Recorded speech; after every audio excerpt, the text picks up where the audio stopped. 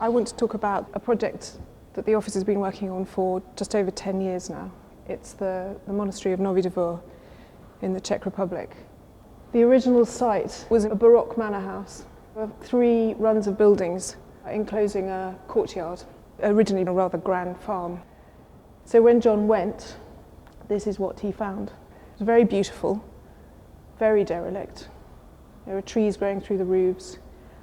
I think he was excited but also very daunted.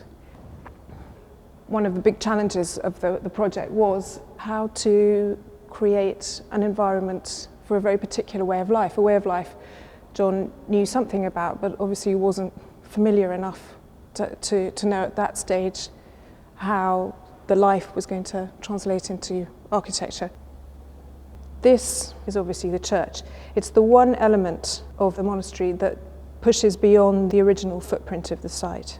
And I suppose it was the church that most preoccupied John as the chance to explore some ideas about light and contemporary form. Cistercian architecture is rooted in an idea of simplicity, of stripping away anything that isn't functionally necessary. But the exception to this is light. Here we built a whole series of models exploring how different light conditions could create different spatial and spiritual environments during the course of a day. And then the cloister, we have the traditional barrel vault, but rather than being supported by columns running the length of the cloister, it's cantilevered. So the vault appears to float.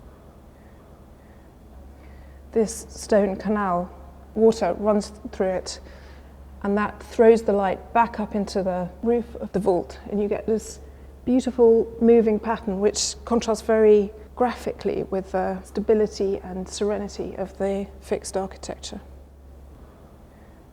One of the reasons why it's important to devote a lot of space to the monastery in the exhibition is not just because for the office it's a very important work, but because of the intricacy and I suppose unusualness of the client relationship. The monks are extraordinarily aware of the impact of every detail of their environment and what it makes possible in terms of the lives they lead and what it might inhibit if we get it wrong. So it's a great pressure in one sense, but it's also a chance really to understand how people use architecture.